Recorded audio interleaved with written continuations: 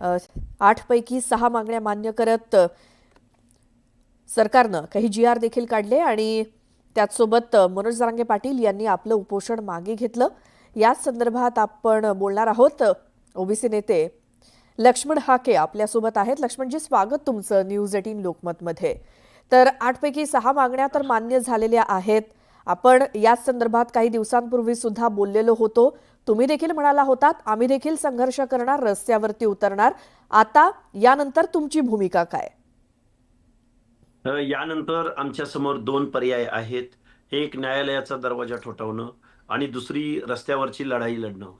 न्यायालयाचा दरवाजा यासाठी म्हणतोय मी की एमपीएससीची परीक्षा देणारे विद्यार्थी असतील, त्याचबरोबर येऊ घातलेल्या पंचायत राजच्या निवडणुकीमधले लोक असतील किंवा ज्याच्यावर प्रभाव आता डायरेक्ट इमिजिएट पडतोय, अशा प्रभावित लोकांना पुढं करून किंवा त्यांना घेऊन जर आपण कोर्टामध्ये जर आपण दाद मागितली तर इमिजिएट या जी.आरला स्टे सुद्धा मिळू शकतो। ही झाली न्यायालयीन लढाई। पण रस्त्यावरची लढाई ज्या पुढाऱ्यांनी, ज्या आमदार खासदारांनी, ज्या सरकारनं ज्या 4थी पास नापास असलेल्या मनोज जरांगेंच्या मागणीवरून झुंडीच्या समोर हतबल होऊन हा ओबीसीचा आरक्षण हक्क अधिकार संपवण्याचा जो जी.आर काढलेला आहे, या जी.आरचा निषेध आम्हाला रस्त्यावरती उतरून आम्हाला करावा लागेल। आणि प्रत्येक पक्षामध्ये असणाऱ्या ओबीसी आमदार, मंत्री, ओबीसीचे सेल प्रमुख आणि पंचायत राज मधले 56,000 लाभार्थी दर इलेक्शन मधले, या सगळ्या लोकांना आम्हाला विचारावं लागेल की किती दिवस तुम्ही पक्षाच्या नेतृत्वाचं ऐकणार आहात? पक्षाच्या नेतृत्वाला तुम्ही आमचं ओबीसीचं आरक्षण संपलंय हा जाब विचारणार आहात की नाही आहात? आज रोजी तुमचं आरक्षण या जी.आर अन्वये, या शासन निर्णय अन्वये संपलेलं आहे।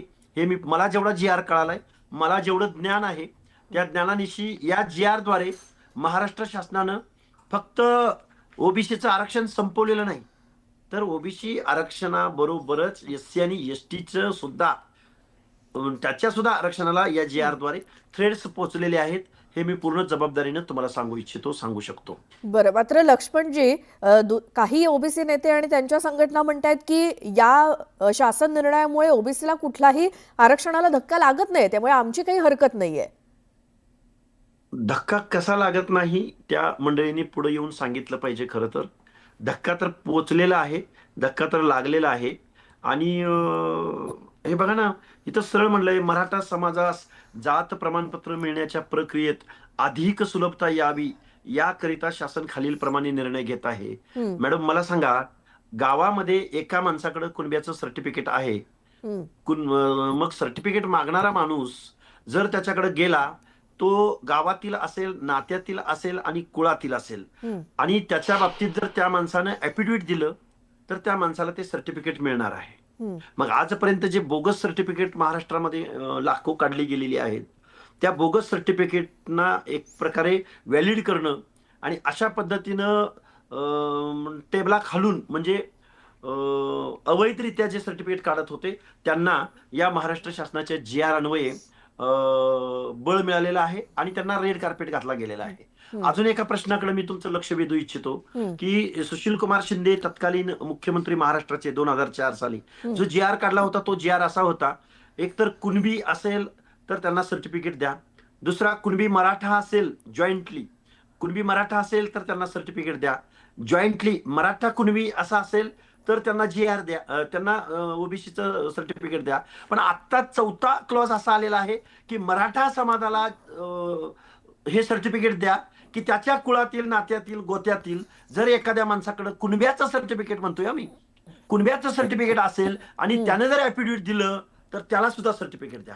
म्हणजे आता मराठा समाजाला सुद्धा सर्टिफिकेट द्या असा या जी.आरचा अर्थ होतो। मग कोण महाशय आहेत, कोण तज्ज्ञ मंडळी आहेत, त्यांनी मला पुढे येऊन सांगावं की ओबीसीचे आरक्षण कसं संपलं नाही आणि ओबीसी आरक्षणामध्ये मराठा समाज कसा त्यांचा समावेश झाला नाही या जी.आर अन्वये। त्या तज्ज्ञ माणसानं माझ्या समोर यावं आणि मला या जी.आरचा अर्थ सांगावा। हा जी.आर मराठीमध्ये आहे, हा जी.आरला कुठली इंग्लिश नाही, कन्नड नाही, कुठल्या अजून कुठल्या फॉरेन लँग्वेज मध्ये नाही, हा माझ्या मातृभाषेमध्ये मराठी मधला जी.आर आहे। या जी.आरचा अर्थ त्या लोकांनी मला समजावून सांगावा। बरं, तुमच्या मते या जी.आरचा अर्थ काय जो तुम्हाला उमगलाय, ज्यामुळे तुम्ही म्हणताय की ओबीसी आरक्षणाला धक्का लागतोय, तर त्याबद्दल काय सविस्तर सांगाल? ओबीसीचं आरक्षण संपलेलं आहे, मराठा समाजाचा समावेश या जी.आर द्वारे आज रोजी ओबीसी मध्ये झालेला आहे असा मला या जी आरचा अर्थ लागतोय. हं. एक शासन निर्णयाच्या वरची एक लाईन आहे, मी तुमच्या समोर वाचून दाखवतो, की मराठा समाजास जात प्रमाणपत्र मिळण्याच्या प्रक्रियेत अधिक सुलभता यावी याकरिता शासन खालील निर्णय घेत आहे. हं. फक्त मराठा असा शब्द प्रयोग आहे. मराठा समाजास जात प्रमाणपत्र मिळण्याच्या प्रक्रियेत अधिक सुलभता यावी याकरता शासन खालील प्रमाणे निर्णय घेत आहे. मराठा समाजाला ओबीसी मध्ये अलाव नाही. मराठा समाजाचं सामाजिक मागासलेपण तो प्रूव्ह करू शकलेला नाही. अनेक आयोगांनी, अनेक उच्च न्यायालयांनी आणि सर्वोच्च न्यायालयांनी मराठा समाजातल्या ओबीसी मधल्या मराठा समाजाच्या ओबीसी मधल्या इन्क्लुजनला विरोध केलेला आहे.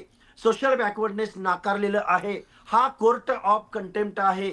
माननीय न्यायालयाच्या निर्णयाच्या विरोधामध्ये मराठा समाजाला बेकायदेशीररित्या संविधानाच्या विरोधामध्ये जाऊन या महाराष्ट्रामधील समतेचं तत्व, सामाजिक न्यायाचं तत्व ओबीसींना रिझर्वेशन का दिलं गेलंय? कारण त्यांच्यामध्ये सोशल डिस्क्रिमिनेशन झालंय.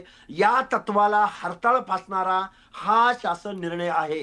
हा गव्हर्नमेंट रिझोल्युशन आहे. या गव्हर्नमेंट रिझोल्युशनचा मी एक आंदोलक म्हणून, कार्यकर्ता म्हणून मी निषेध व्यक्त करतोय आणि या जी आरचं या महाराष्ट्रातल्या ओबीसीनी याचा निषेध करावा, होळी करावी, फाडून टाकावा. शासनाला त्याच्याबद्दल निवेदनं द्यावीत, रस्त्यावर उतरावं, असं एक ओबीसीचा आंदोलक म्हणून मी महाराष्ट्रातल्या ओबीसी बांधवांना, भटके विमुक्त जाती जमातीच्या बांधवांना नम्र विनंती करत आहे आपल्या माध्यमातून. बरं, मग तुम्ही त्यांचं जर नेतृत्व करताय, तुम्ही म्हणालात 2 पर्याय आहेत, रस्त्यावरती उतरायचं नाही तर मग न्यायालयाचा दरवाजा ठोठवायचा. काय करणार आहात? दोन्ही लढायावरती आम्ही काम करू. आमचे पुण्यातील मित्र ऍडव्होकेट मंगेश ससाणे आणि त्यांचा सर्व ग्रुप, मृणाल डोले पाटील वगैरे सगळी मंडळी ही न्यायालयीन लढाई निश्चित लढतील आणि आम्ही रस्त्यावरची लढाई लढत आहोतच आणि लढत राहूच. खेद या गोष्टीचा वाटतोय की आता महाराष्ट्रामधल्या जे काही बलुते आलुते आहेत, जे काही कारुनारू आहेत, जे काही मेंढपाळ आहेत, जे काही जोशी भिक्षेकरी समाज NT ब मधला, NT अ प्रवर्गातल्या विमुक्त जाती आहेत, त्यामध्ये बेरड बेडर रामुशी पासून ते टकारीपर्यंत, परत उचल्यापर्यंत, कडक लक्ष्मीवाल्यापर्यंत, कैकाडीपर्यंत जे ओबीसी भटके विमुक्त जाती जमातीमधली माणसं आहेत, त्या बांधवांनी आता इथून पुढे नगरसेवक व्हायचं नाही. त्या बांधवांनी इथून पुढे इंजिनियर व्हायचं नाही. त्या बांधवांनी इथून पुढे डॉक्टर व्हायचं नाही. त्या बांधवांचं आता महाराष्ट्र उरला नाही. फुले शाहू आंबेडकरांचं तत्व उरलं नाही. आजही भटके विमुक्त जाती जमातींना जमिनीशी समांतर पालं करून त्या पालामध्ये राहावं लागतं. आजही आमच्या माता भगिनींना आश्रमशाळामध्ये शिक्षण घ्यावं लागतं. त्यांचं 7वी 8वी नंतर त्यांचं कट ऑफ म्हणजे शिक्षणाचं गळतीचं प्रमाण या भटके विमुक्त जाती जमातींचं आहे, ओबीसींचं आहे. तुम्हाला सामाजिक न्याय 94 साली विश्वनाथ प्रताप सिंगांनी या देशामध्ये दिलेला होता.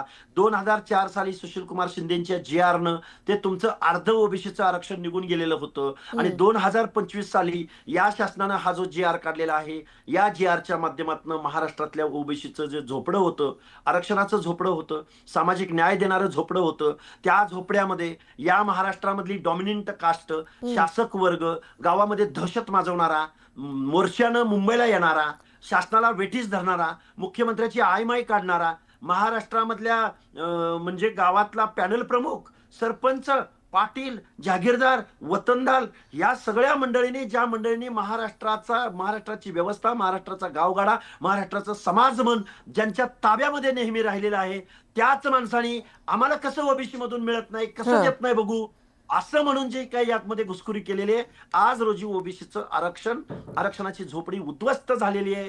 हे मी खूप जबाबदारीनं आणि आणि गेल्या 2-4 वर्षापासून मी महाराष्ट्रासमोर मांडतोय. ओबीसीचे आमदार बोलायला तयार नाहीत, ओबीसीचे मंत्री बोलायला तयार नाहीत, एखाद दुसरा अपवाद सोडला तर. आणि इकडे मात्र बेकायदा मागण्याला सुप्रिया सुळेंसारख्या उत्कृष्ट संसदपटू त्याला पाठिंबा देत आहेत, शरद पवार पाठिंबा देत आहेत, अंबादास दानवे पाठिंबा देत आहेत, सत्तेतले आमदार पाठिंबा देत आहेत, सत्तेतले खासदार पाठिंबा देत आहेत आणि ओबीसीची माणसं मात्र मूग गिळून गप्प बसलेली आहेत. ज्या ओबीसी मंत्र्यांना तुम्ही ओबीसी मध्ये जन्माला आलेले आहात म्हणून त्यांचा फेच म्हणून तुम्हाला मंत्रिपद मिळालेले आहेत, लाज वाटली पाहिजे अशा मंत्र्यांना, ओबीसीच्या आमदारांना, ओबीसीचे जे काही रिप्रेझेंटेटिव्ह आता कायद्याच्या सभागृहात आहेत. अरे हे जर ओबीसीचं आरक्षण संपलं तर ओबीसी संपलेला आहे याची तुम्हाला लाज कशी वाटू नये? एवढं सामाजिक न्यायाचं हे आरक्षण आज रोजी संपुष्टात आलंय, एवढं जर तुम्हाला कळत नसेल तर तुमच्या जिंदगीवर आणि तुमच्या नॉलेजवर आणि तुमच्या या लाळ घोटेपणामुळं ओबीसीचं हक्क अधिकार आज रोजी संपलेला आहेत. हे मोठ्या खेदानं मला तुमच्या समोर नमूद करावंसं वाटतंय. जी लक्ष्मणजी, धन्यवाद. तुम्ही न्यूज 18 लोकमतशी बोललात आणि तुमची भूमिका मांडलीत त्याबद्दल.